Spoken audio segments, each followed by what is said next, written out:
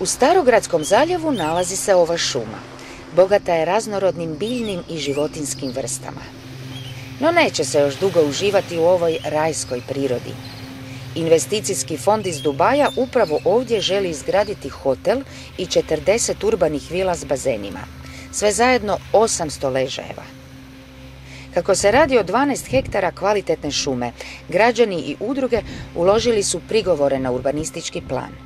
Negativno mišljenje dala je i šumarska savjetodavna služba. Sami prostorni plan nije donesen u skladu sa zakonom. Tu imamo više zakona koji su se kršili. Zakon o šumama, zakon o zaštiti prirode, zakon o zaštiti okolišta, zakon o prostornom uređenju i gradnji. Jer prema zakonu o šumama turistička zona ne bi smjela biti u šumi. Nadalje, prema zakonu o zaštiti prirode, ovo područje spada u područje ekološke mreže. Nacionalna ekološka mreža sustav je važnih područja koja se zakonski posebno štite radi očuvanja ugroženih vrsta i staništa. Kako je moguće da je ovo šumsko područje otoka Hvara proglašeno turističkom zonom? Gradska vlast i odbor za urbanizam odgovorni su za donošenje prostornog plana.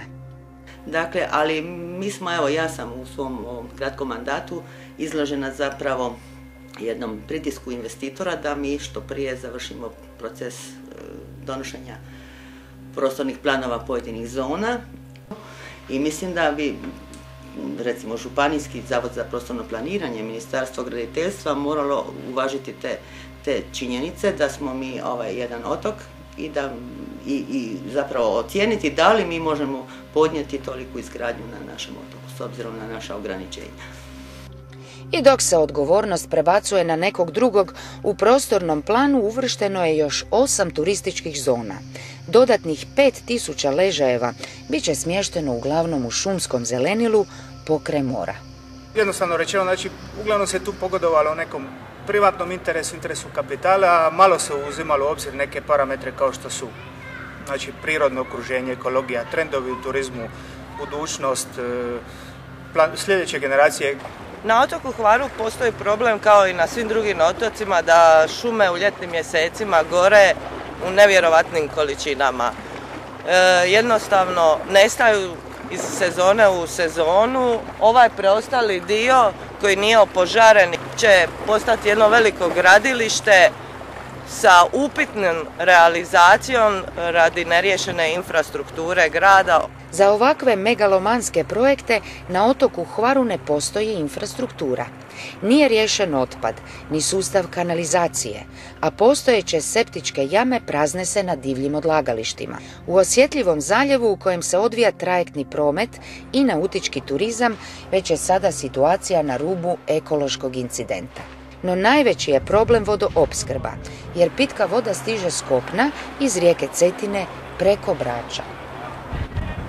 Svako novo povećanje broja turista dovode do toga da imamo iscrpljeni kapacitet i zato ja ozbiljno upozoravam sve jedinice lokalne samouprave na Hvaru, jer nam se zapravo može dogoditi ono što se događalo 80. godina, a to su redukcije vode u špici sezone.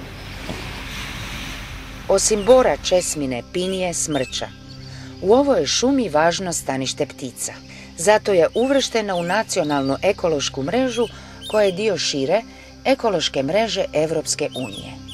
Šuma je bitna za opstanak ove planete jer bez šume nema ni vode, nema ni čistog zraka, nema tla, nema hrane, znači nema ničega.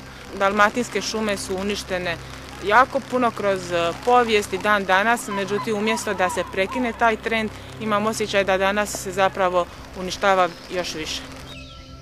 Na primjeru ove hvarske šume pokazat ćemo je li nam mjesto u civiliziranom svijetu u kojem se zakonom, ali i zdravim razumom štiti priroda.